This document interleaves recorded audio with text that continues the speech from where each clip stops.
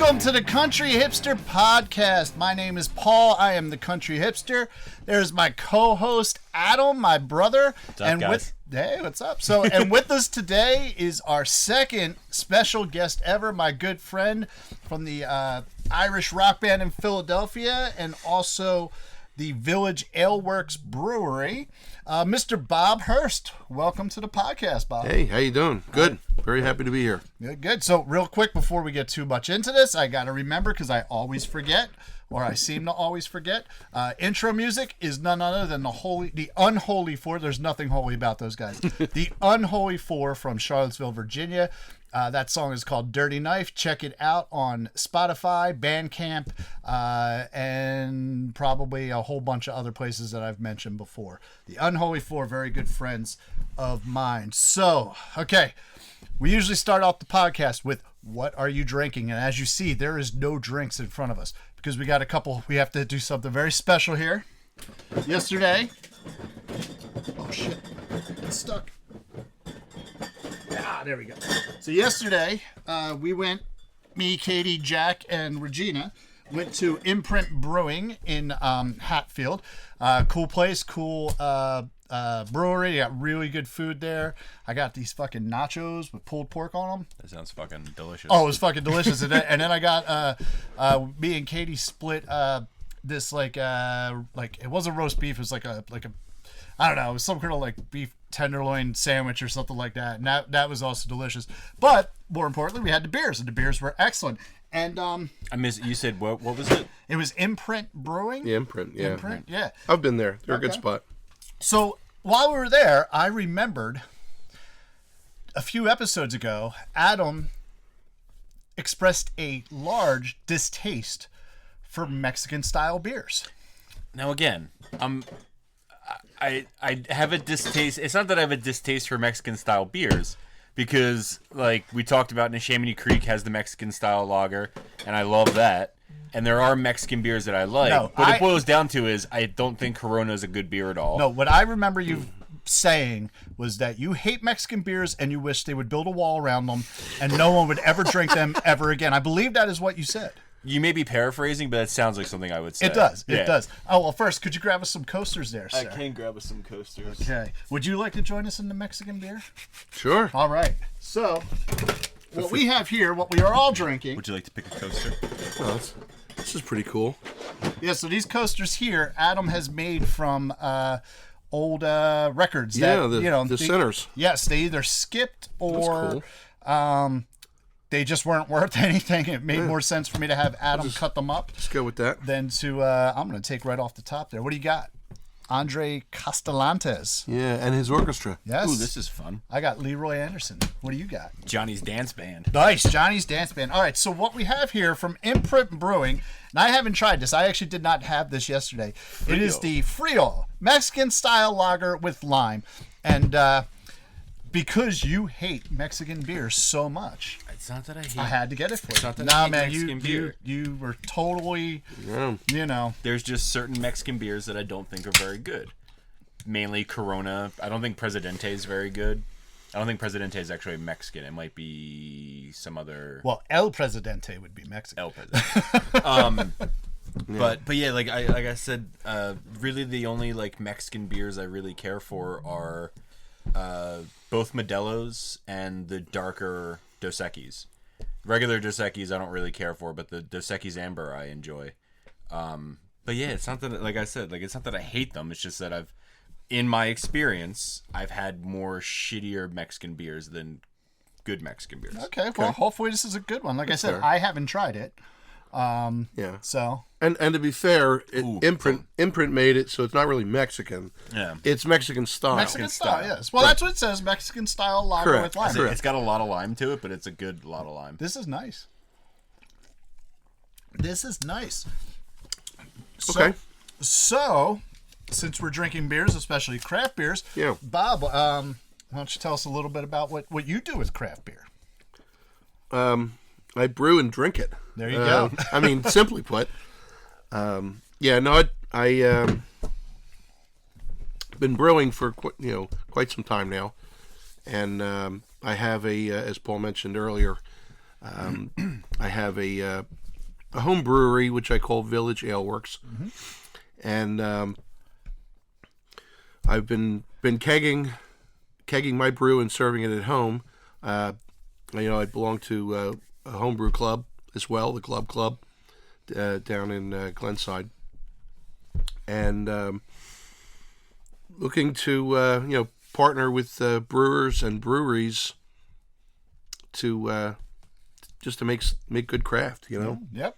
Very nice. Bob actually taught... As I was just going to say before, but you taught Paul and Jack how to brew. This is true. Yep.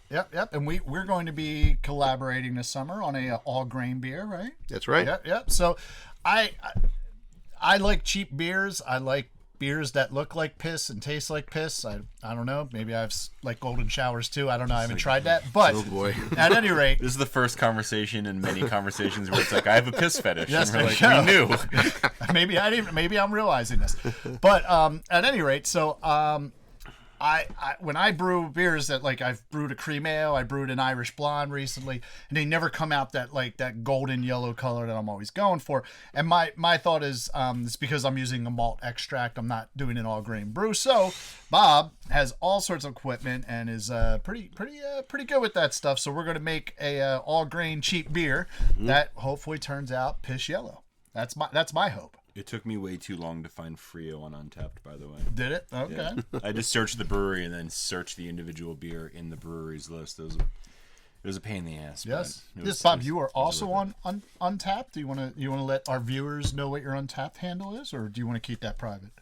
No, it's okay. I am on Untapped. I think it's geez, I don't even remember. All right. I think it's like RH1 Irish, I think. Okay.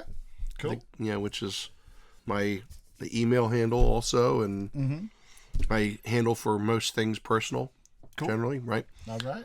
Yeah. Cool. So, Adam, what have you been up to? Not much. I've been working so my position at work is kind of they changed the structure, the management structure at my work about a year and a half ago, I want to say. And before, the person who ran overnight, at least at the store that I was at when I was overnight originally, was just a supervisor level, which is where I was before I took the position that I'm in now. And then they rolled out this new thing where basically what it is the only people they wanted to have keys permanently are salaried members of management. So I'm kind of like I'm not an assistant manager. I'm not the assistant manager level. I'm the level below the assistant manager. So the assistant manager for the overnight was on vacation. You are the assistant to the assistant. I'm the assistant to the regional manager. So he was on vacation, so I was working. I was supposed to work 7 days in a row, but then somebody who was supposed to be filling in had to switch his days, so I only ended up doing 6. But I just had a rough, long fucking week at work. Yeah. I always tell people that work dayside at the store is like, you guys don't get something finished, mid shift or closing shift comes in and they get to finish it. I'm like, I have from the time the store closes, from the time the store opens to get shit done. I have one shift and that's it. Right. So there's a lot of shit and not a lot of people to do it. So long week at work. Recorded an episode of Summer Movie Club last week with our brother Zach. He and I did a live watch of Billy Madison. Oh, right. Which it's been a while since I've seen Billy Madison, and inherently the movie is very stupid, but it's great. He called the poop shit. He called shit poop. There you go. There's my dyslexic in quotes as well. So Billy Madison is great. I'm very much slacking on my editing responsibilities for that podcast because I still have to post the Fargo episode, which will be posted tomorrow. And then I'll probably wait until next week to post the Billy Madison album, because one time I fucked up the editing and the posting, and it said that it considered us a bi-weekly podcast. Oh. Because I had posted in the span of a month, half the weeks in the month, I posted 2 episodes by mistake. Well, that would be bi-weekly. Well, yeah, but like we normally like this, we only post once a week. Right. I had just screwed up, and I ended up having to like. There's been times where I've literally like I released one episode, and then 30 seconds later released the second episode. Yeah, no, I hear you. So I'm trying to get better at being a shitty. Thankfully, I don't have to edit this one. Yeah, right. That was the best part when Paul asked me to do it. I was like, he's like, Jack's gonna edit it. I'm like, done. Yep. All I gotta do is show up, drink, and be funny. Sweet. There you go. Yeah, that's it. We recorded another episode, a live watch for Summer Movie Club, and I've been working like a dog. So Nice. So, Bob, have you been up to anything fun? I know Bob, as I mentioned earlier, is a musician in a band called the Bogside Rogues. Mm-hmm. And actually, I don't think you said the name earlier. You just said an Irish rock band in Philadelphia. It's true. Okay. Well, now you know the name of the band is Bogside Rogues. BogsideRogues.com. That's right. So, up to in general, you mean? In general, yeah. Anything fun going on in life? Yeah. Well, I mean, I'm more active now in brewing than I have been in a while. Mm-hmm. Putting out at least one a month. Yeah. What are you working on now? So I just kegged up an English bitter. Okay. And I have that's on gas right now, and I'm going to be serving that on nitro. Okay. So for idiots like myself that are probably out there, if they're watching this, they're probably idiots like myself. Yeah. What is an English bitter? Right. So an English bitter is like a pale ale, right? In the English style of pale ale. So it tends to be more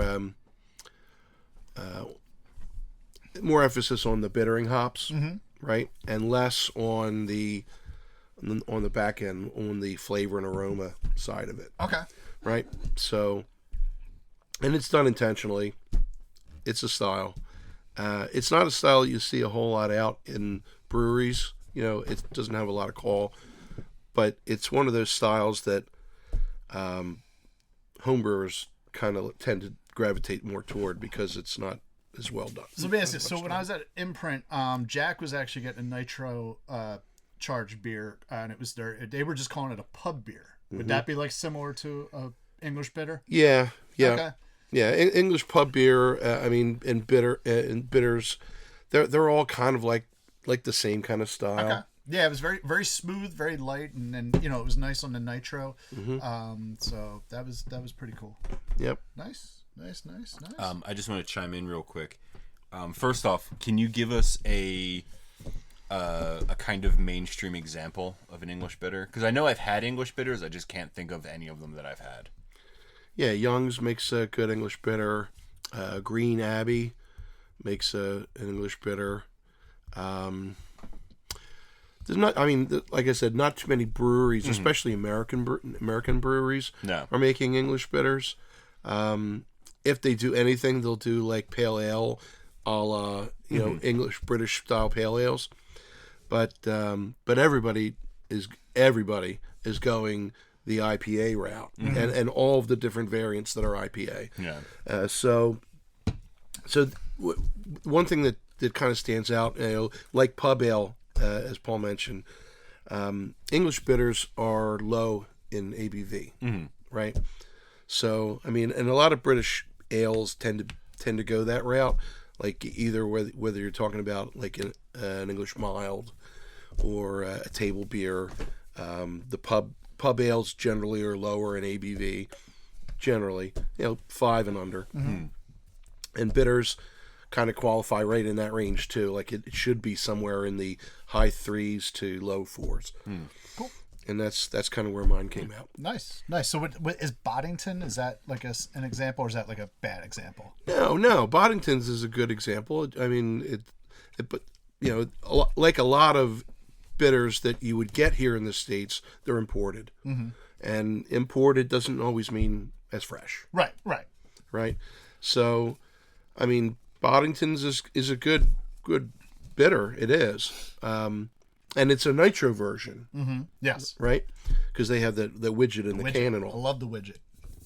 Yeah, so but it's not as fresh as you could get a good example of British bitter to be. Cool. So I'm hoping that mine is a very good example of a fresh, good bitter on nitro. I have two more things. I have two things to add. One, I remembered when I work for Home Depot, and Home Depot is headquartered in Atlanta. Are we allowed to say that?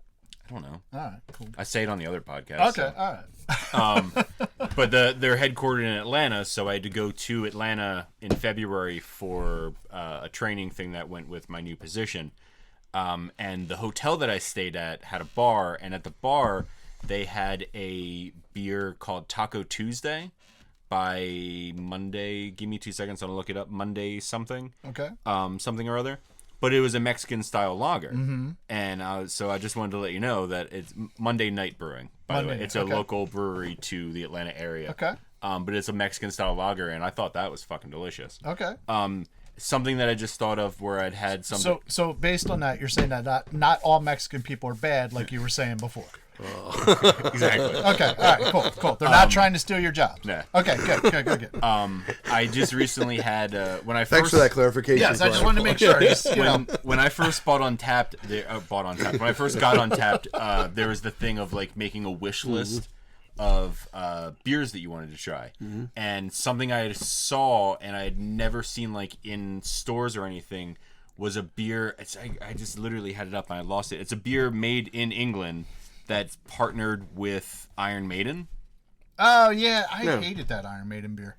Trooper. It's called the Trooper. Yeah, and it's a bitter, and I enjoyed it. Yeah, I thought it was pretty fucking good. I mean, I tried it because you got fucking Eddie and the Run to the Hills outfit in the front, which is cool. Yeah. I love the can, but like I wasn't into the beer. Yeah, see, I like the beer. Well, so now it's Trooper is now a brand. Oh, is right? it? Okay. Yeah, it's not just the name of the beer, and they're putting out all kinds of different styles of beer now. Okay. Do they all have Eddie on the cans or bottles? Yeah. Did they? Okay. All right. Well, in some form or fashion. Yes. Their can art is like that. It's all Iron Maiden based with Eddie and everything else, and the flag. Yes. Yeah. So on Untapped, it's listed as Robinson's Brewery. Is the Trooper that I had. Mm-hmm. Okay. But I do know that there are a few, but this was the only one. I just happened to I was in beer distributor in Ben Salem, and they have like this random shelf that just has like weird craft shit that you never usually see. Yeah. In fact, that's where I found Dietz, and they had this. I forget what brewery does it, but someone did a partnership with Dietz and Watson, Really? and they made when they had the Dietz nuts. They have a Dietz nuts beer. Oh, I'm surprised it wasn't like hot dog water. No, I think it's like a That'd be right up your alley. yeah. I think it's like a I'll drink that hot dog. Fuck yeah. I want to say it's Ferment like a that smoked stuff. porter or something. I think it's like a smoked porter or something. It was something darker. But I found this random thing. I sent a picture to our brother Mike, and I was like, dude. And he's like, oh, yeah. He's like, oh, yeah. He's like, I'm just going to drink this hot dog water now. Because Mike actually drinks worse beers than I do. What a visual. Mike's got his Jenny Cream. My God. We should actually do it. Let's call our shitty brew. Let's call it hot dog water. We're going to do it. Okay. All grain. Chocolate starfish and the hot dog flavored water.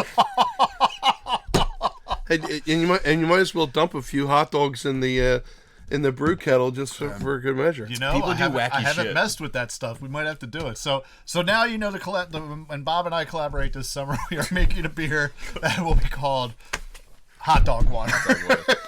God help me. Yes. So I did not play any shows this past weekend, which I was very grateful to not do, to have a weekend off sometimes. I don't think me or Bob asked.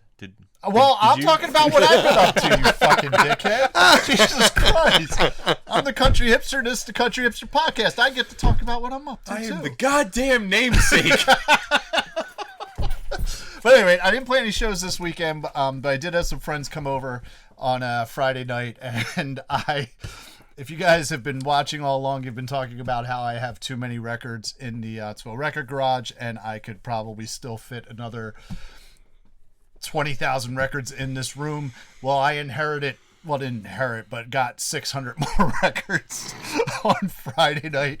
And Katie is aware of it, and one of my friends, the two people who were over are people who I actually listen to records a lot with, and we swap records back and forth, and the one guy picked up. So what they'll do is they'll they'll buy a big lot of used records from somebody, right? Whether it be like a relative or just they see something on Craigslist or whatever, right? And then they go through and they pull out the specific records that they want for their collection, and then they turn to me and say, "Hey, Paul, I got a bunch of fucking records for you." So that is actually where a lot of the records that I have came from. So that was one of the cases. So my friend Nick did that. He brought them up, but he also brought stuff. He also purges his personal collection as well. Why? Just because you don't. I don't like this person. So I understand it. He actually has more records than I do. Like I said before, after me and Katie combined our collections, I'm at about like 500 to 600 records in my personal collection. So these guys have probably 3,000 to 4,000 in their personal collection, and it's a little difficult to listen to records all the time. So sometimes they purge their personal collections, and that's like the really good stuff where I'm like, oh yeah, give me that. So I have even of the 600 or so records I got, there's about 50 that I'm like, all right, this shit is solid. It's like just some good stuff. So you should check out as this is going along, because I will be grading that stuff. I've kind of pushed it up. I have like 3 phases of what I'm doing to list records on Ottsville Record Garage. This is kind of coming in. The stuff that I got the other day is going to jump into phase 1A as I'm finishing phase 1. So check out OttsvilleRecordGarage.com. Check out the Discogs page. You're going to be seeing a lot of really cool stuff popping up. I don't want to give it away. I'll just say there's some classic rock in there. There's some grunge in there. There is some cool jazz Japanese pressings that I got that are going to be like popping up. Plus like some cool like which I appreciate. It's not really worth much money, but I pulled out a bunch of fucking like old Motown and shit like that. So I will, each of the records, like, cause I know what their general value is, cause I've had them come through before. They're only like maybe $3 records, but those are the records that I will listen to because I want to, not because like I have to. So I'm looking forward to that. I do, and as this, I fucking wore the wrong shirt today. I can't believe this. So, excuse me. You changed into you weren't wearing that shirt when I got here. Into the shirt, but I should have looked at my fucking notes. So I have a different shirt that I'll wear next week since I already fucked it up. So we film a few weeks in advance and then we release the podcast. And this one will be hitting on May 4th. So this episode will? This episode will. I thought you said the next one. That's what I thought, but I didn't look at my notes. I wrote it down in my notes, but then like my brain went backwards. Again, I'm dyslexic. Sometimes my brain mixes things up. Keep blaming it on that. Good. Yes. May the 4th be with you for anyone who celebrates, which is funny because when we originally, because now we're a little closer to our timeline, we had talked about launching the podcast at the beginning of May, and I specifically said we were going to launch it on May 11th because I'm like, we're not going up against Star Wars Day. So I wore the wrong shirt for today's podcast, but that's okay. But because this is going to be May the 4th, I got some shows coming up right at that time. May 5th, I will be at the Bristol AOH for my first Friday gig. May 6th, I will be at Patty Wax with a other local Philly musician. I almost called him a magician, but that'd be fucking rad, dude. Yeah, right. He's got rabbits and scarves and shit. You know what? Actually, knowing this dude, it would not surprise me if he fucking had that shit for performing. I am playing at Patty Wax with CJ Mills, who is a great musician and also runs the Philly Fla. The Philadelphia Fla is an Irish festival held every May in Philadelphia. This year it is at Nick's Roast Beef in Northeast Philadelphia, the Franklin Mills campus. There's a bunch of great bands, including the Birmingham Six will be playing, and the Bogside Rogues, and the Shanties, and the Natterjacks. If I'm not mistaken, didn't I just see Jameson? Did Jameson post that they were playing? They're not playing that. No, Jameson is not playing that. Okay, but they just posted something that they were playing at Nick's Roast Beef. Yes, at Nick's Roast Beef. Nick's Roast Beef has music, but they're not playing the Philly Fla. Trust me, we're not doing that. But that is on Saturday, May 13th, and more importantly, since we have our special guest here, the night before the Fla, on Friday, May 12th, Bob and I, as we have known each other for, almost 20 years now, dude. Mm-hmm. Yeah, it's been a while. We play music together sometimes, and we are playing together on Friday, the 12th of May, at Spellbound Brewing in Mount Holly, New Jersey. Right. And then, of course, my every second Saturday show at the Horse will be up and all that kind of stuff. So that's basically what I've done, and I've been plugging, and so make sure you check out that stuff. Hopefully we see you at a show. If I see you at a show, and I don't know you, walk up to me and say, "Yo, I've seen your podcast," and I'll give you a sticker. Yeah, so chances are you'll have a handful I of will have stickers a in your bag. handful of Country Hipster stickers, which I'll have to give you one or a few. That way you can post them. You notice I got your stickers up on different various spots here. Cool. In the Ottsville Record Garage. But all that is good. All that is fun. But what we are actually here to talk about today is Billy Joel's Songs in the Attic. So this is one of my picks from my 25. It is right here. It is a great album. I'm going to put it up here.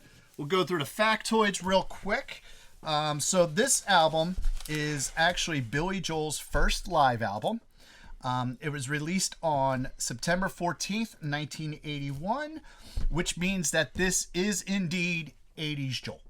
I say we only play 80s Joel. You only play 80s Joel. So this covers... Technically.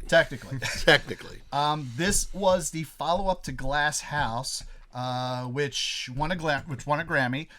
Glass Houses also hit number 1 on the Billboard Top 200, and I think Glass Houses is actually what, like, I know The Stranger was before that, and he had a couple really good albums before that, Piano Man and Stranger, but I think it was actually Glass Houses which really kind of like showed consistently like he was the, like he was a major player in mainstream music and pop and stuff like that. I think I have a copy of Glass House that I absorbed through. I don't know which one of. I don't know if it was Dad or my mom's, but one of them had a copy of it, and it's now mine. Yeah, cool. So I can't read my notes here because I can't write shit, but I know that this album it features basically all the songs from his first, like, not all the songs, but songs from Cold Spring Harbor, straight through to The Stranger. I'm gonna steal the album, but not including The Stranger. So the thing was, The Stranger was the one where people were like finally like,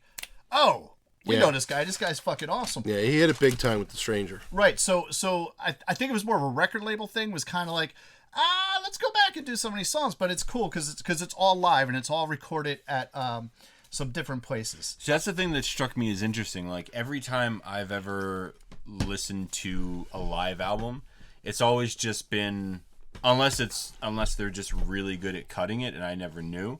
It's just, they're playing this date. Same thing with like comedians when they record a special, they tour a bunch, they work on their act, they perfect it, and then they record one of the dates. Yeah, and that's what you get.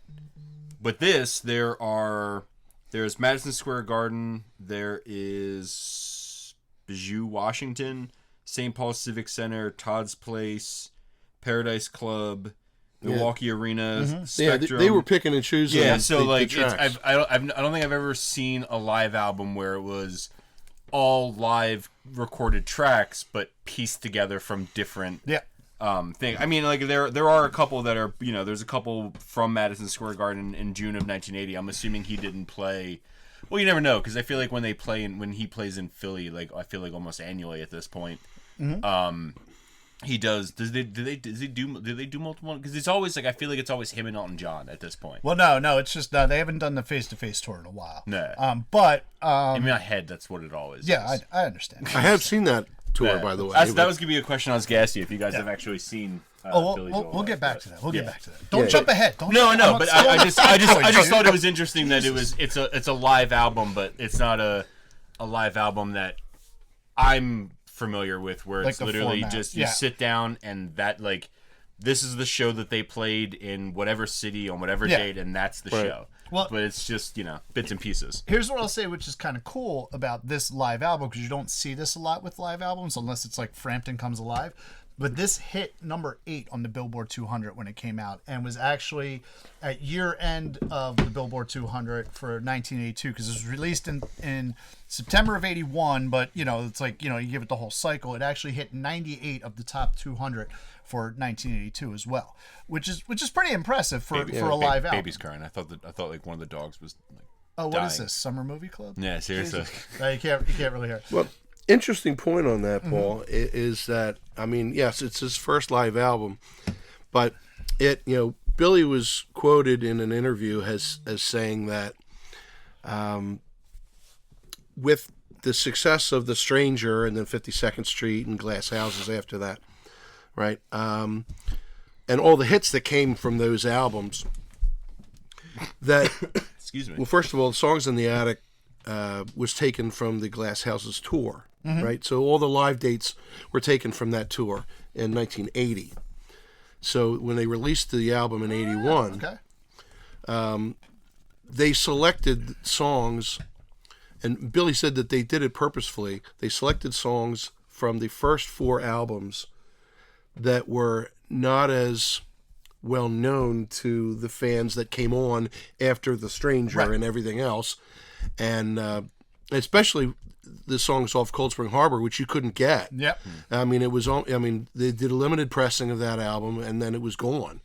Yeah. So, and I do have a track listing of the first 4 albums here, and there's not a whole lot of singles that they even released off of some of these albums. Like I have some of the singles that were in blue here, and not a whole lot.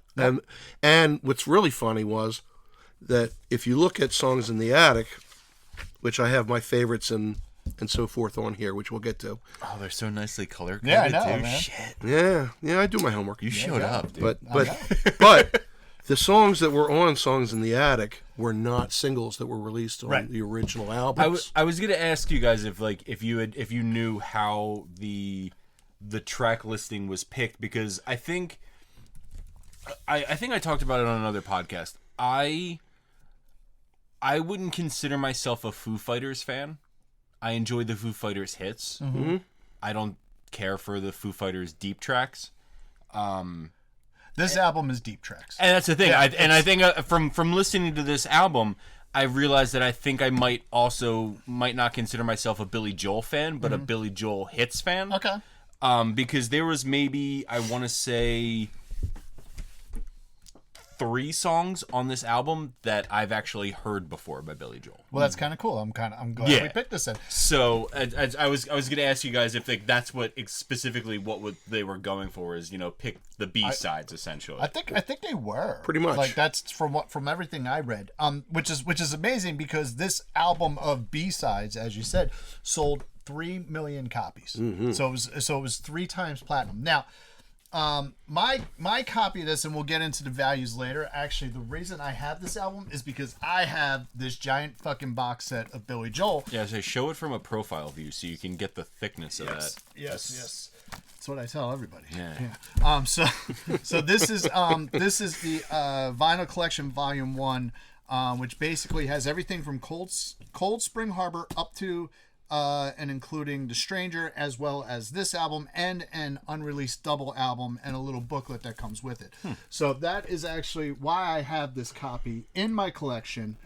But the reason I have this box set in this collection is because, when we were talking about the podcast, I had to do this. I knew, and it's probably going to be a thing if as we continue doing seasons, that I will always have a Billy Joel as part of my 25, because my mom loved Billy Joel. Let's just drink to Regina.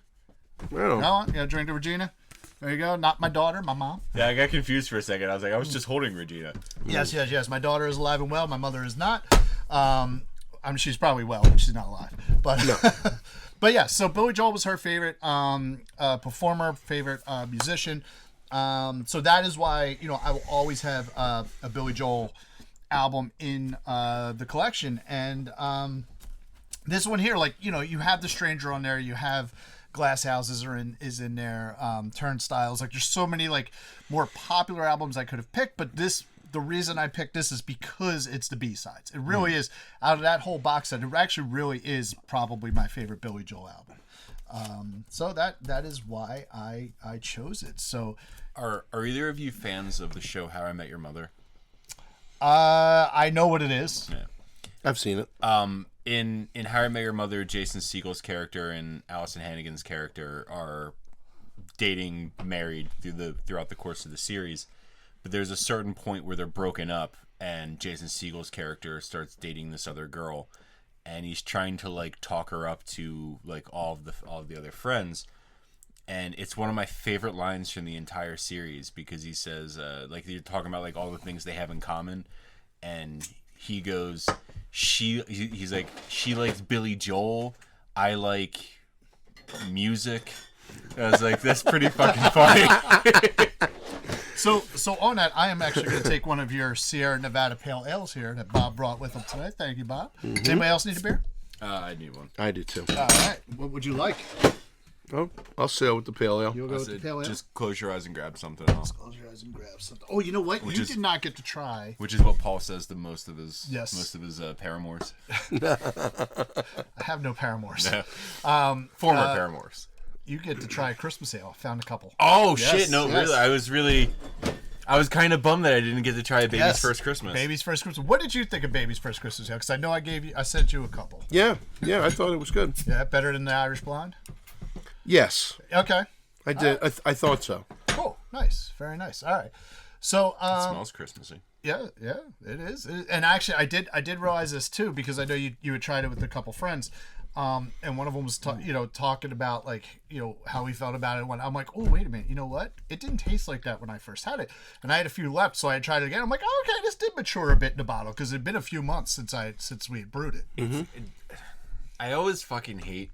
I really distaste drinking beers that I haven't had before while that fucking thing is recording. Oh, that's the best part about it. Because I just feel like a fucking a fucking wine snob where I'm like, yeah, there's like oaky hints of leather in there or something. Like there's something in it that I can't taste but I enjoy. I can't pinpoint what exactly it is, but I enjoy it. Okay, semen. That's it. Yes. I was like, it's salty. It's warm. What is that? Yeah, that's it. Yep. That's not why I liked it better than the other. But So as your point to where you quoted that, she likes Billy Joel, I like music. What did you think of this album? On the whole, I enjoyed it. There's only one album. One album. There's only one song on this album I don't care for. Okay. Aside from that, I think everything is good. I think it was really good. I always like. I joke. A buddy of mine, Matt. He always says. He's one of those people where I'm like, oh, I really like this song. He's like, oh, well, have you heard this specific live version of it? I'm like, dude, just fuck off.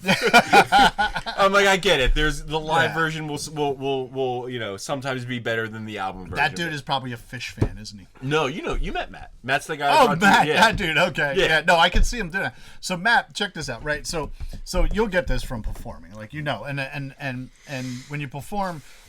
There's certain songs that you can do at certain times of the night and certain songs that you just shouldn't do at certain times of the night. Like if it's towards the end of the night and, the crowd's kind of in it, you just keep it going to the end. Just, bullet to the end. Beginning, if there's not much going on, you could be more laid back and whatnot. So when Adam and his friend Matt came to see me play at the Irish Horn, he comes up to me. I have 2 songs left. He's like, could you play Neil Young, Heart of Gold? I'm like, Matt asked you that? I'm like, not fucking now, dude. No, I have 2 songs left. There's a bunch of teeny boppers in the band. Yeah. I'm probably going to play Ed Sheeran or something. Yeah. I'm not going to play you got to ask that shit first set when no one's paying attention at all. But it was so yeah, I like that dude. But I was just like, no, I love the fact that he was unironically wearing the Shania Twain t-shirt too. Yeah. So I appreciate it. I was very happy about that show because we were sitting there, me and Matt were sitting at the bar, and then this crowd comes in. And they all just look like douchebags. Mm-hmm. To sum it up as easily as possible, they all just kind of look like douchebags. So I asked Paul, as a social experiment, if he could play Sweet Caroline, because I knew how the crowd that just walked in was going to react, and I wanted to fucking see them react that way. And then he played it, and they started reacting exactly how I thought they would. And I'm like, but at that point was the right time to call Sweet Caroline, not fucking Neil Young, Heart of Gold. What? Are you fucking kidding me? But anyway, so how do you feel about the album? I love the album. I feel like there's a butt coming. No. I like Adam. There's one track that sticks out to me. I think, well, first of all, because it's a collection of hand-selected songs from the first 4 albums, which I happen to like the first 4 albums. Yep. And there's a point I'm going to make to that. because all the albums after that was when he started really becoming popular, and he started playing pop music, right? And that's from Stranger on. No coincidence there, because if you look at who produced his albums when he was popular, starting with The Stranger and ending with the what is it? The Stormfront. No, not with. Then it was that's the one after. The one Keeping the Faith is the one after Stormfront. No, the one that was out in '86. I have it right here. What do you got it in your notes there? The Bridge. The Bridge. Oh, Bridge. yes, The Bridge, yes. Right. So that was the mid '80s release that he put out. Pardon me. And Phil Ramone was the producer from the Stranger album all the way through The Bridge. Yes, and he was the technical producer of Songs in the Attic as And well. he was the producer of Songs in the Attic, which to me, every single album that he had from The Stranger to The Bridge was a commercial success. Every single one. Is that in small part to the fact that it was produced by Phil Ramone? Maybe not. Maybe coincidental. Who knows? But then, he started producing his own stuff after that, after Phil left. But the second part to that is the first 4 albums were produced by studio musicians and himself. Right. It wasn't until after Turnstiles that he put a touring band together and had petitioned to record with his touring band instead of studio musicians. So was Liberty DeVito, I know that that's the drummer of the Billy Joel band or whatever. Was he on those early albums or no? No. Okay. He was not on the first 4 albums. Okay. Because I know our brother Mike, who is an excellent drummer, he would always talk about Liberty DeVito and how good he is. And he's great. I think in Michael's mind it was Neil Peart and Liberty DeVito. I don't really know that much about drums. But you bang on them. The bang on them, yes. So percussion. But he would always, those are the 2 drummers that he would generally talk about a lot. So yeah, I couldn't run down the names of all of his band members but they stuck with him through the 7-year period or whatever that he was cranking hits out. Right. And they were on the recordings. But the thing that was also kind of purposeful was he said, not only do I want to introduce my fans now that have come on since I became popular to some of my older recordings, but I want to have them hear it done by my band. Yeah. Not by the studio musicians that had originally recorded them. So that's kind of where they got the live album concept. That's awesome. And so he got to hit 2 birds with 1 stone. He got to pick the songs that he wanted to bring back into mainstream consciousness with his fandom at that point, and showcase his band at the same time. So it's funny when we talk about those early albums and whatnot, and I put a note here that it feels like so if you listen to the lyrics of some of the songs, right? Specifically Captain Jack or what's, you got your whole track list there, right? I think yeah, Street Light Serenade, stuff like that. So when you listen to some of the lyrics to these songs, those older songs, what I get from it is that Billy Joel is writing songs that he's very proud of and he's being successful with, but his parents are still disappointed because he's not a doctor. No. You know what I mean? That's the way some of his older stuff comes on. He's like, hey, I just sold 3 million copies of a record. His doctor's like, yeah, but Johnny's kid is a lawyer. What are you doing with your life? You know what I mean? Yeah. So that's just how kind of I took some of the lyrics and how they came across, and that's just my spin on it. Some of the lyrics on the song choices came off as very strange to me. Which ones in particular? The 2 that stand out the most is it Captain Jack, where he says something about your sister went out on a date and you just sit at home and masturbate. It's weird that's in my head, like when those two lines follow each other, they just strike me as weird. I'm like, why are we lumping in my sister's dating life into my? Because if you notice the line masturbation after that, he's also talking about how your mother still makes your bed. Yeah. You're 21 and your mom still makes your bed, and that's too long. You know what I mean? Like it's basically saying like, dude, get your shit together, go fucking do something. Yeah. You know what I mean? Yeah. Like you bought this Chevrolet. Yeah. And you got this fucking music, but you're not going anywhere anyway. So what the fuck? Why? You know what I Yeah. mean? That's very much like what that song's like. Yeah. It's like kind of like and that particular line, not to make a finer point about it, but he's talking about his sister's dating life versus his own. Oh yeah, absolutely. Just in when it hits my ear, it's just very strange. Like I don't want to. yeah. I want to keep those two things as far as away from Well, possible. hopefully he's not masturbating to his sister. Yeah, well, Like, you know what I mean? Yeah. So I think that's where he was going. That's with the that. thing. Like it just sounds weird when it hits the ear like that. Yeah. Another lyric unless that- it's a stepsister, which in the world of porn is acceptable. So yeah, no one really Judging calls, by the amount that's done in that regard, right? no one I calls wouldn't their, know. I never watch it. No one calls their stepsister stepsis. It's Yeah, just no, not a thing. no. Another lyric that struck me as weird is just it's not even the full line, because actually I really enjoy the whole part of this. Just the adjective that he chose was in "Everybody Loves You Now" when he says they all want your white body. It just sounds strange to me. Okay. Yeah. That's a little weird. And like, I don't.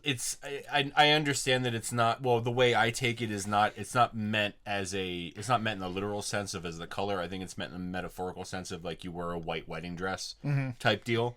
But again, just the way that it hits the ear is like that's a strange line. Like in 1980, you said 1982 was when it was released, correct? 81. 81. I'm September of 81. Yeah. like in 1981, yeah, like just like now, like you can watch a movie that was released, 20 years ago, and then watch it now and like, oh shit's problematic now. Like the Big Lebowski. Yeah. It just seemed like it just sounded strange. Like in my head, like when it hit, it sounded just odd to me. Yeah. But then I understand that I don't think, well, at least the way I take it as is, I understand that it's not meant in the literal sense. I take it as the metaphorical white, Like pure. Yeah. innocent type thing. Right. But it just sounds strangely worded Yeah. when you, but that whole phrase, I don't know if you want to consider it a verse or a phrase or whatever, but they all want your white body and they await your reply, but between you and me and the Staten Island ferry, so do I, might be my favorite phrase on the entire album. Yeah. It's a good phrase. Yeah, just I like the idea of like it's just kind of, to me it sounds like they're good friends. She doesn't think of him that way, but everybody else does. He's just letting her know, is like, between you, me, and what we're riding on right, like the fucking boat we're on right now, my head is there too. I was like, you might not see me that way, but I definitely see you that way. I really like that. Okay. Nice. That's cool. Nice. Very nice. So you said you've seen Billy Joel live. I have. Okay. You, I guess, have not. No, Either have I. So one of the things I thought was cool, I think I may have been offered when one of the times where he played, in Philly. What do they play? I mean, they play Citizens Bank, right? well, that's what they do now. Yeah, Yeah, they do Citizens Yeah, Bank he was at Park the Spectrum. now. He's one of those, like, at the Spectrum was one of those artists like him, Bruce Springsteen, and Pearl Jam, who had like their banners up in the rafters Yeah. at the Spectrum. Yeah. Yeah. But I think I was offered to go. Like someone offered me a ticket, but I honestly had no interest in sitting through that show at that point in my life. Yeah, so I have never seen him. I will say, part of this, like I said, I picked this album because it was my mom's favorite. What was cool is that she actually got to see him 2 times that I know of, and the first time was a complete surprise.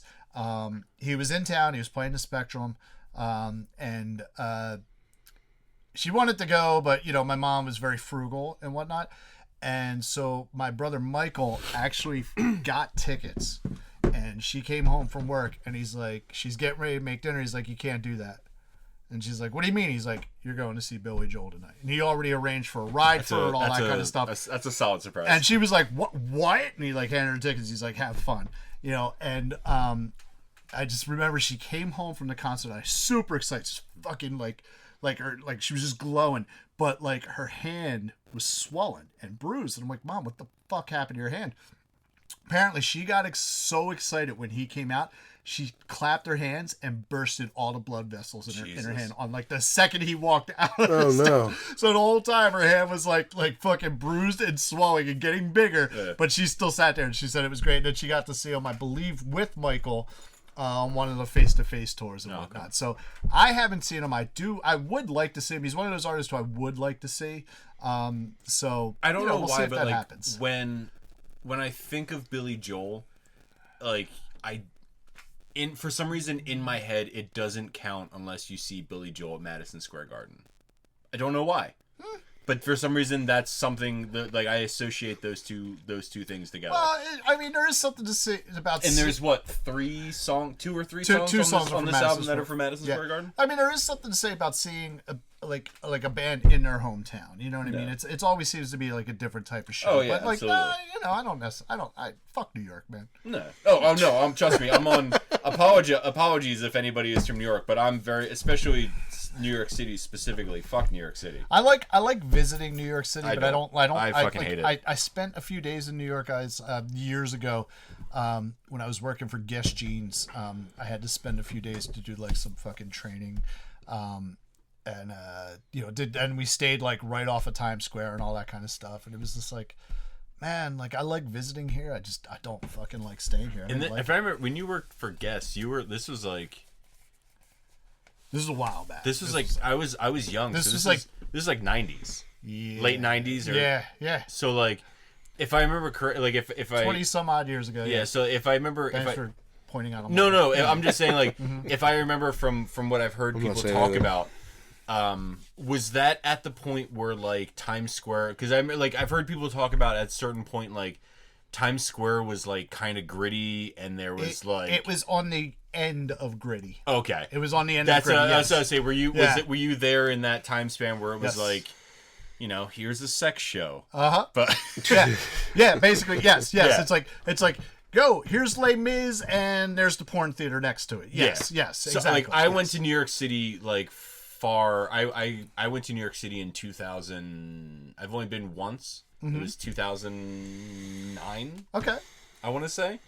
And I fucking hated it. But at that point, like, I know, like, that's well past the point where they had cleaned up Times Square and everything. Yeah. No, I and when I was a buyer for a men's clothing store, I used to have to go up to New York City, specifically the Fashion District, which is right off of Times Square. Kind of a part of Times Square, probably about once a month. So there were like aspects of it I did enjoy, and I did like going there. But overall, like it was like one of those things where it's like I'm cool getting here, visiting, seeing a couple cool things, and then turning around and going home. Like that's. I've always joked that I was actually just. All right. So what we just jumped about. Someone's breaking in. Someone is breaking into the Outsville Record Garage. Actually, it's probably just the wind blowing the other thing. I don't know if you guys heard that bang or not, but I was like, what the fuck is that? It could be the wind. It could be a bear. We are in the middle of the woods, so it could go either way. Either or, it's fun. Yes. I actually just said to someone last night. Someone just asked me last night if I don't know, it was kind of out of the blue, but they were like, have you ever been to Paris? And I said, no. And I said, I have this irrational fear of traveling anywhere where English isn't the primary language spoken. Because I'm afraid that I'm going to go somewhere where it's not the primary language, and then I'm going to get sick and end up in a hospital. And I've been a healthcare provider in the States dealing with somebody who doesn't speak English, and I know how frustrating it is, and I'm sure how terrifying it is for the patient. Mm-hmm. And I never want to be that patient. Well, here you can rest assured. Here's what I have found through shipping, through a career in logistics, is that most foreign countries, civilized foreign countries such as France, in Germany, They speak English. They speak English. they speak English very fluently. They actually, it's actually, if you go to certain parts of Canada, they only speak French. But no, like if you go, Because they choose to. because they choose to, yes. But if you go to like France, if you go to Paris, generally, you're not gonna have to worry about that. So, but I bring it up because, like you said, you saw some things like you don't have to spend much time as you do. You could only do it a few hours. I've always joked that the only place I don't have the desire to travel places. I'm very much a homebody. Mm-hmm. I said the only place I have the desire to travel to is Ireland. okay. And I want to fly into whatever airport is closest to the Guinness Brewery. The Dublin airport. And I want to go from the airport to the brewery, take the tour, get certified to pour, and then I want to get back on the cab, go back to the airport, and fly back home. I could do 12 hours in Ireland. I'd be fine. Well, I mean, in 12 hours in Ireland, you could tour the whole island, pretty much. Not even 12. However long it takes me to get from the airport to the brewery, to do everything I want to do at the brewery, to get back to the plane, to get back home. You have been to Ireland, correct, Bob? Several times. Several times, yes. You toured Ireland, right, with the band? I did back in 04. Nice. Yeah, trying to shape up a 20th anniversary tour and go back next year. Oh, really? Very nice. Yep. Very nice. So look for the information Little sneak on peek that. there, Yeah, bogsiderogues.com. Check it out. Check out their Facebook, and you can see what's going on there. So if you need an opening act, let me know. All right. So, Bob, what are your overall feelings about Songs in the Attic? Well, like I said before, I think that every song on the album is a great song. There was a lot to pick from. Mm-hmm. And I happen to like his first 4 albums. Like I said before he, I mean, I like the pop stuff that he did, but his first 4 albums were, for me, a little bit more acoustic driven. I was Somewhat about to say organic. Yeah, I mean it's There's not a T in organic. I was listening to what you said. That I was like, there's something that sounds. Listen, he doesn't do organic. He does organic. Organic. No, He made his own shit. No. There's definitely it's definitely. I get what you're saying. It's not quite folksy, but it's. I'm really happy that you said folksy because there's a couple things on here, and if I scroll really quickly, I could tell you exactly which one it was. Everybody Loves You Now. Mm-hmm. The guitar in it. Mm-hmm.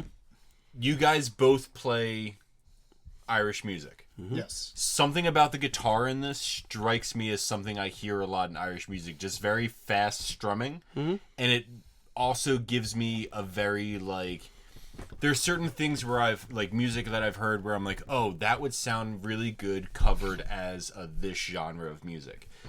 And I almost kind of want to learn it just to try to figure it out in my head the way that I hear it. I think Everybody Loves You Now would translate very well to just a straight folk song. Yeah. I could see it. Mm-hmm. Yeah, no, I could hear it. Yeah. That's not the way it was presented or the way he took it, but I could see that it could be interpreted in that way, for sure. Yes, very much, very much. Yeah. All right. Adam, top 3 favorite songs on this album. I want to throw Captain Jack on my list. Okay. And not just because Captain Jack is the one song on this album that is performed at the Spectrum in Philadelphia. Mm-hmm. And I have fond memories of the Spectrum. If I'm not mistaken, the Phantoms played at the Spectrum. Phantoms played at the Spectrum, yep. And I have fond memories of Paul taking me to... Paul actually took me to a Phantoms game on my birthday one year. Yes. And the one thing I've always wanted was to have my name on the scoreboard, and Paul got my name on the scoreboard for people's birthdays that are in the crowd tonight. Did I? I don't remember doing that. Okay. You did. Somebody fucking did. See, I'm a good guy. Yeah. So I want to throw Cap, not just because that's the one song performed at the Spectrum, but it is, it is a fun song. Here's the thing about Captain Jack. Now, apparently, the deal with Captain Jack is that he only performs Captain Jack live in Philadelphia. Really? Yes. Yeah, he doesn't do it I didn't anywhere know else that. on the tour. I don't know. I don't know why, but and that's why. And it's funny because when you that line that you talk about, you just sit at home and masturbate.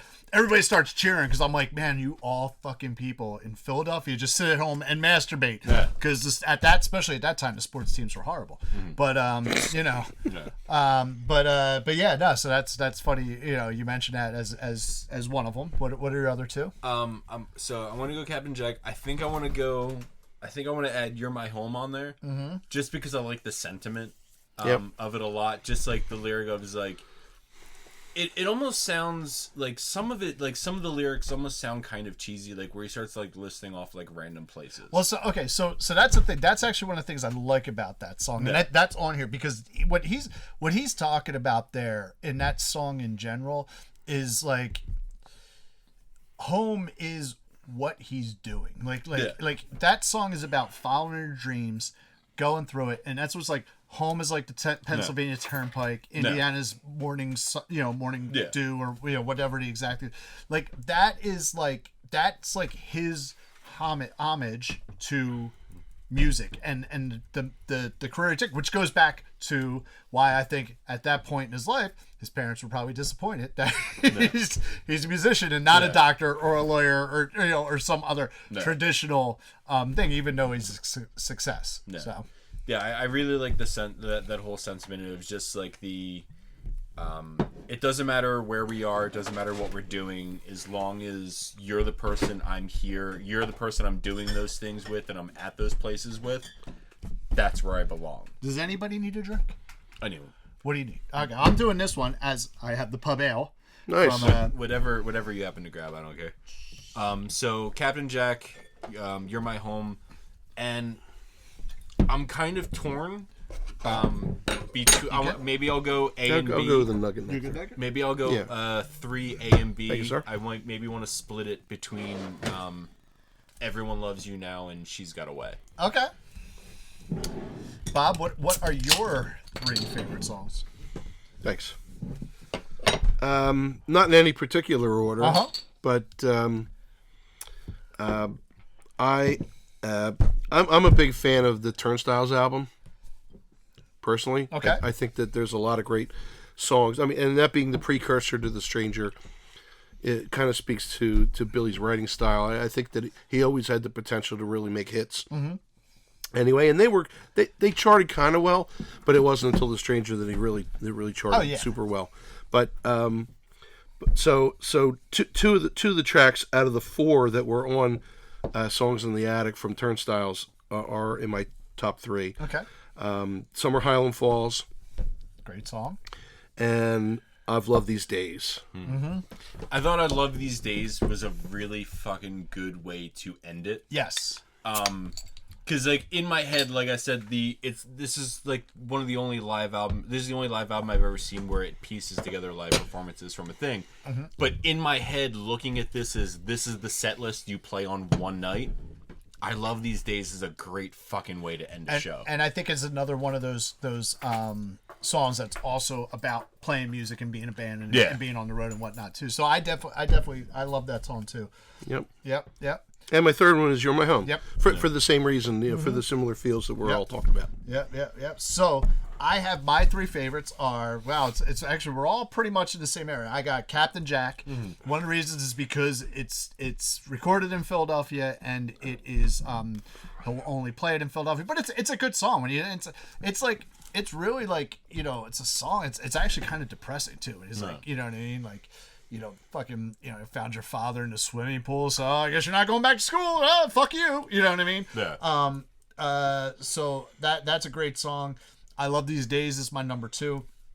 And again, I have a 3A and 3B, and that's You Are My Home and Everybody Loves You Now, which, ironically enough, are recorded in the same concert. Yeah. Both of those songs were done at. Hold on. Both of those were. What the fuck? Yeah. Bijou, Washington, D.C. The Bijou, or the Bijou, or however you say it, in Washington, D.C. It's a hard J. It's a hard J. Yeah. Okay. Jew. Whatever. Okay, so real quick. All right, I see you have something highlighted, and I'm wondering about if this is reason. Least favorite song on the album. Ballad of Billy the Kid. Really? Yeah, I fucking like while I was listening to this, I'm like, what the fuck? I'm like, Piano Man. I'm like, I fucking wish this song would end. I'm like, this Really? is yeah. I was just sitting there listening to it, like, and like, so it starts off like a kid from whatever fucking town. Wheeling, West says. Virginia, Wheeling, West Virginia. where Billy the Kid is Yeah, from. whatever fucking town is from with a 6-shooter on his gun, and he's like, and a kid from so and so with a 6-pack. I'm like, get the fuck out of here. I'm like, just fucking stop. He's Bill. he was- He's yeah, Joe. it- He's it- Billy the Kid. He was Put likening them himself to together. Billy the Kid, you And know? I get it, but like, you can liken yourself to With a 6-pack in my hand. like, get the fuck out of here. Like, you're not like, when I think of Billy Joel, Billy Joel's not a fucking outlaw. No, he's not. He's not. I will say this. So, okay. So, And like, if you're gonna liken yourself to somebody, do it properly. so when Don't do it like Billy the Kid was, Okay. you know, a badass. Yeah. He was an outlaw. He Right, was right, a right. fucking. well, it's funny when you're It's saying not Billy so, Joel. So when I briefly went to college, I went to the University of Arts in Philadelphia. I was a theater major. More specifically, I was a musical theater major. But one of the things the seniors had to do before they graduated was they all had to do a senior show, a solo senior show. Part of my job as a freshman was, one of the classes I took was stage crew. And part of our assignment to pass stage crew was to be a personal assistant to one of the seniors doing their show. So I was working with this woman, Crystal, and she did a really cool take on Catcher in the Rye. Like, she basically was Holden Caulfield doing Catcher in the Rye. But the one night of the show, because there were like 3 different performances, and they would lump them together in like 3, groups of 3. And the one night there was a guy doing a show, and basically he was doing Billy the Kid. Like, he was doing the story of Billy the Kid by himself, and it was just boring. And his outro music was Billy the Kid by Billy Joel. When I was listening to it, like I listened to this album twice today. I listened to it once in the morning to take my notes, and I listened to it once on the way up here. And both times I listened to the album, I looked at the time stamp on the song about halfway through Ballad of Billy the Kid and thought, fuck, there's that much left in this fucking song. So your feeling about that song was my complete feeling about the Say Anything album that we had to listen to. Basically. All right, so least favorite song? Los Angelinos. Right here too. Least favorite song, Los Angeles. Now, what we preface So, this, I- although I think you'll change this, we generally preface this with the least favorite song of the album is still better than the best song on other albums. Oh, yeah. So I do like Los Angelinos, but it's like it's. I didn't hate it. Yeah, I don't hate it. It's just my least favorite. No. I think you would say Billy the Kid is not better than the best songs on other albums, is what I'm guessing. So the way, Bob, when I take notes for the podcast, what I do is I listen to the album, and the first thought that comes to my mind, I write down, and that's what my note is for the album. So it's funny that Los Angelinos is your guys' least favorite, because my note for Los Angelinos is don't really care for this one. Okay, yeah. I don't really care for it, but I'll still listen to it over Ballad of... my note for the Ballad of Billy the Kid is thank God that's over. Okay. And that is Streetlight Serenade? Is that the album that is on? Streetlight Serenade was where Los Angelinos was on. Right, yeah. So, I mean, that album in general, is that the one with Scenes from an Italian Restaurant, or did that come off a different album? Scenes from an Italian Restaurant was off The Stranger. Okay. No, the Streetlight Serenade... That album That album there had better tracks on it. Yes, I think that's an underrated album. Well, I mean, considering the other songs got on on there? Like this is what you got on it. Okay. Like I don't mind Street Life Serenader, Right. the title yeah, track. Yeah. Root Beer Rag I thought was a fabulous song. The Entertainer. The Entertainer's an amazing song, yes. Yeah, but that was a single, Yep. right? Everything else off of it, like Souvenir was okay. I bet you that Adam hates the song The Mexican Connection off of that album. As much as he hates Mexican beer. But maybe we have we've turned him around. Now, there was something I wanted to talk to you guys about this album. And it's it just struck me, like, when I was listening to it, the song Say Goodbye to Hollywood. Okay. Say goodbye, my baby. So I was listening to it, and the drums start. Yep. Just the doom, doom, doom. Yep. Yep. Doom, Yep. doom, doom. The second those drums started playing, before the rest of the music came in. You want to sing "Be My Baby"? No, in my head I went, I met him at the candy store. He said he patterned it after Yeah. the Ronettes. Okay. Yeah, I say because like He when totally did. that song started playing, I'm like, that's fucking Leader of the Pack by the Shangri-Las. I'm like, that is the that's almost the exact same.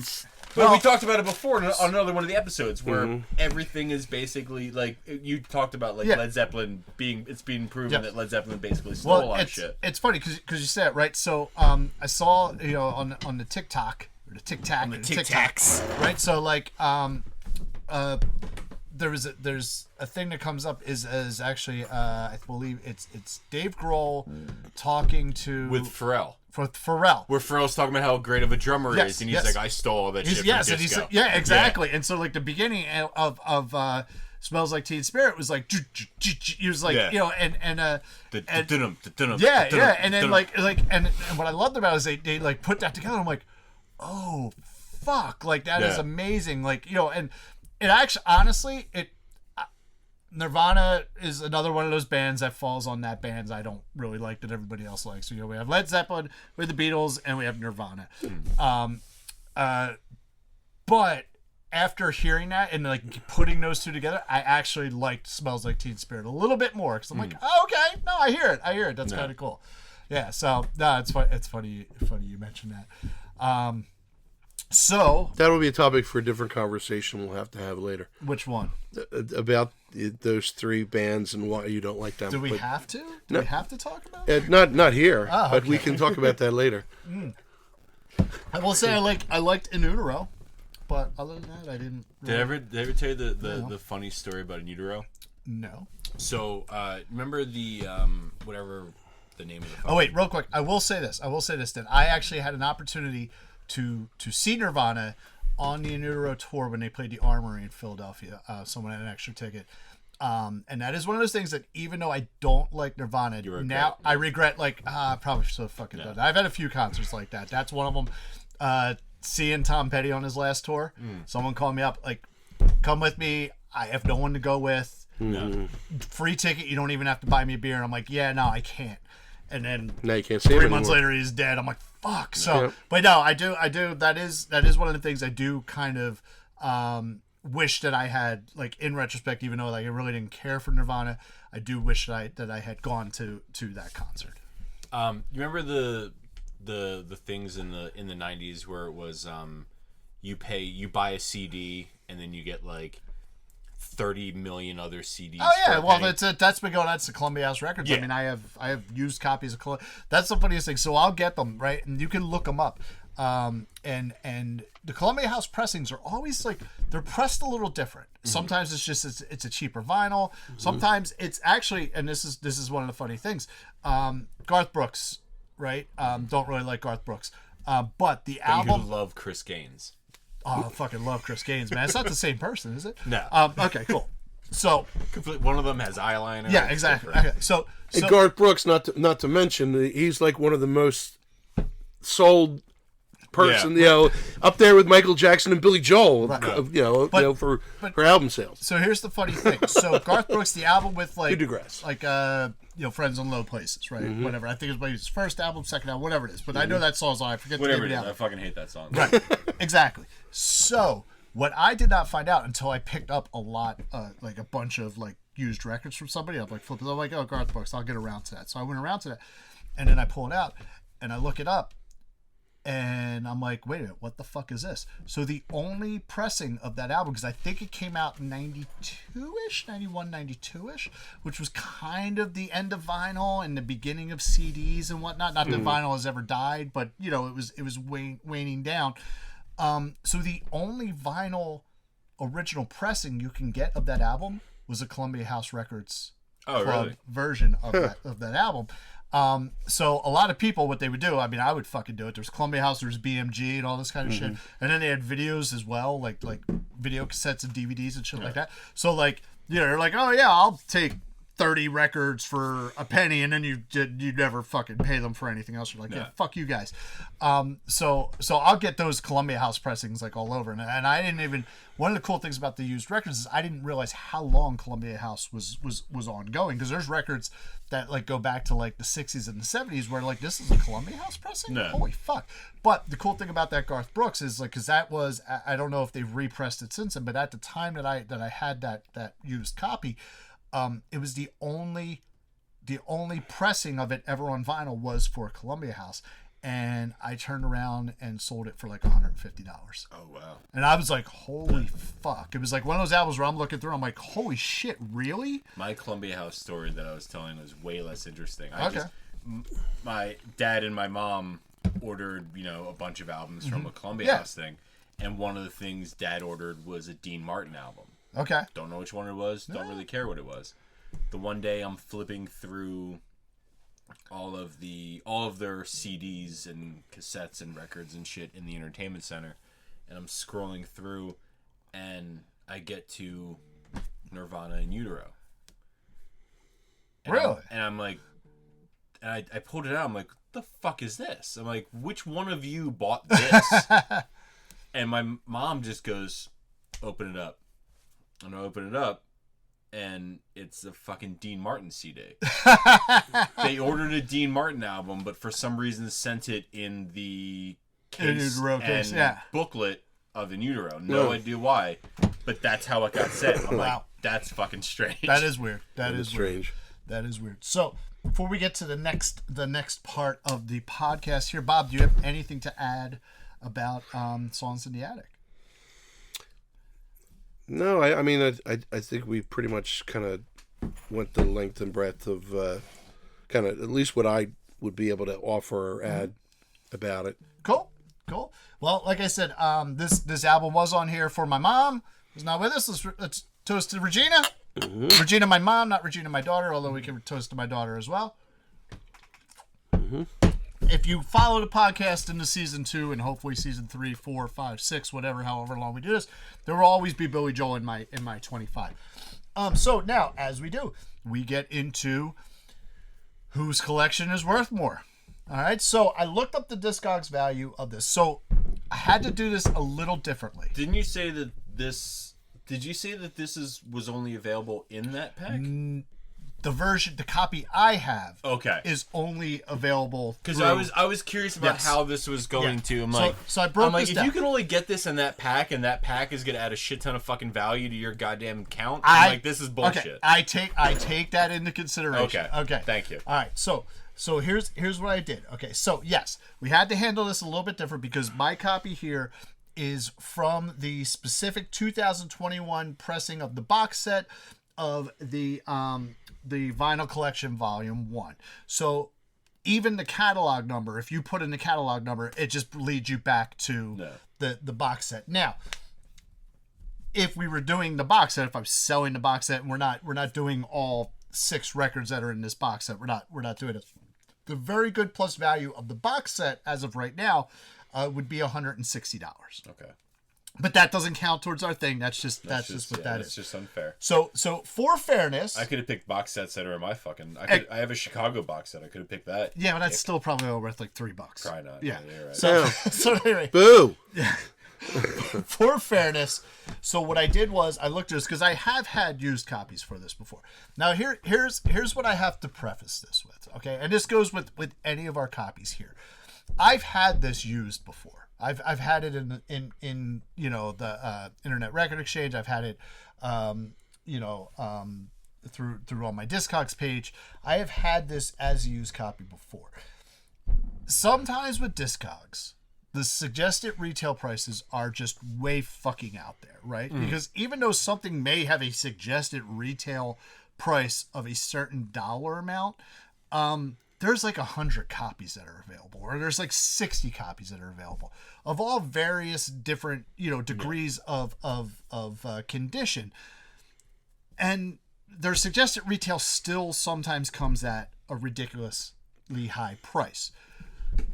This one So what I did was I looked through the used copies of this and went with a 1981 Terre Haute pressing. Terre Haute. I forget how we I think we established Terre Haute. Right. Okay, Terre Haute. Thank you. And I set it at a very good plus condition.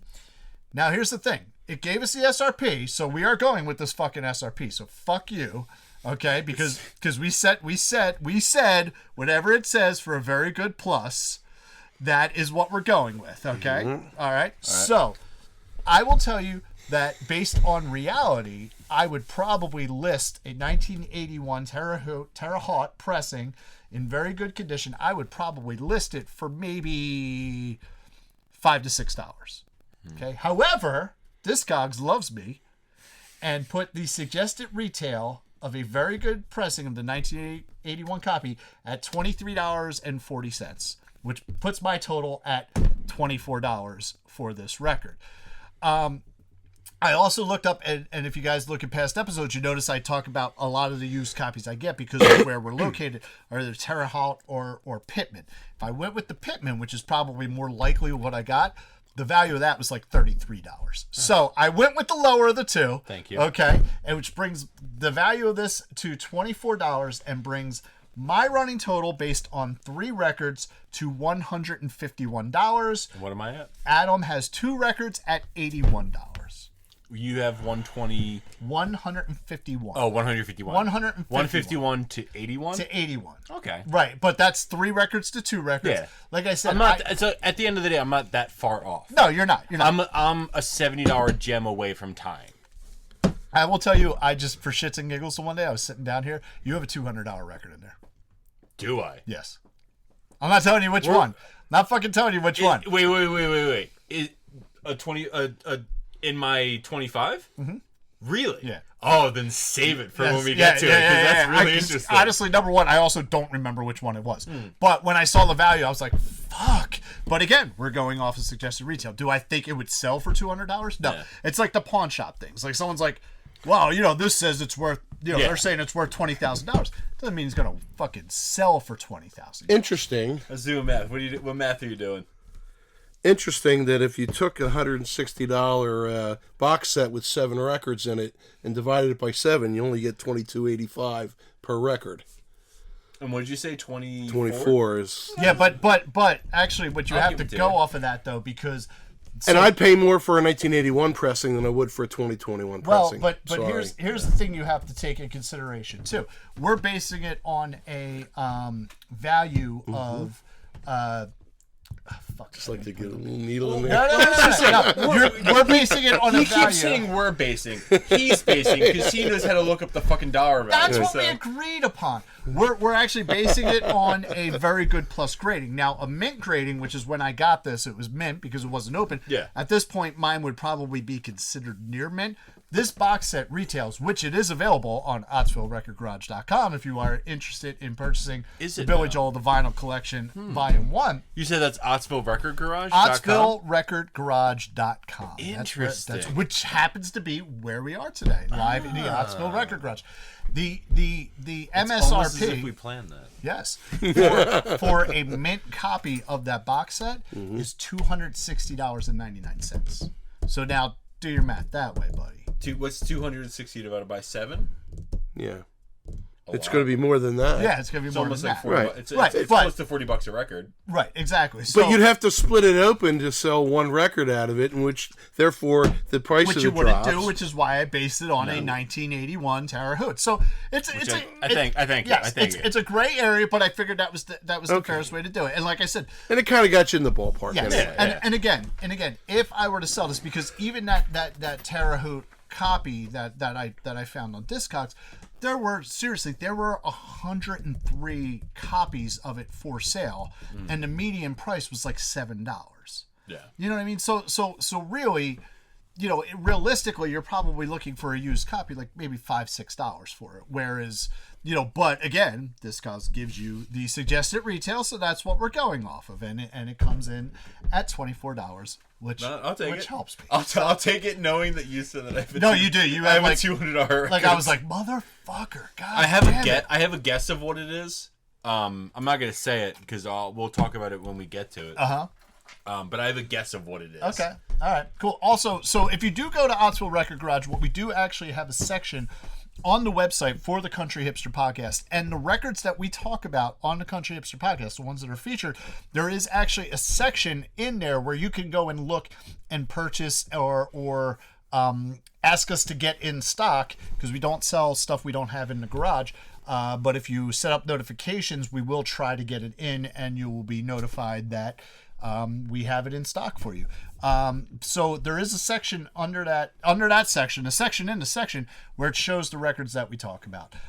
So if you are interested in the Country Hipster podcast and you are interested in the records we're talking about, you can go there and you can purchase the record. Now, unfortunately, just the album Songs in the Attic is not available on its own right now. Yeah. It's only a part of the box set. I kind of hope, because what'll happen is a lot of times, like a few years ago, there was a actually happened in a few cases. There was a David Bowie box set that came out. There was a Tom Petty box set that came out, and you could buy the records complete in the box set, but then you could also buy them individually. They didn't do that with this. This is, the box set I have is like 180 gram pressing. It's really cool. It's a really nice box set. It has a little booklet with it. I like it. Again, one of the reasons I got it was, because of my mom and Billy Joel, and I really do like the earlier albums. But I probably have, if you include the box set, I probably have 6 in there. I probably have 8 to 10 of Billy Joel's albums in my personal collection. So we'll go from there.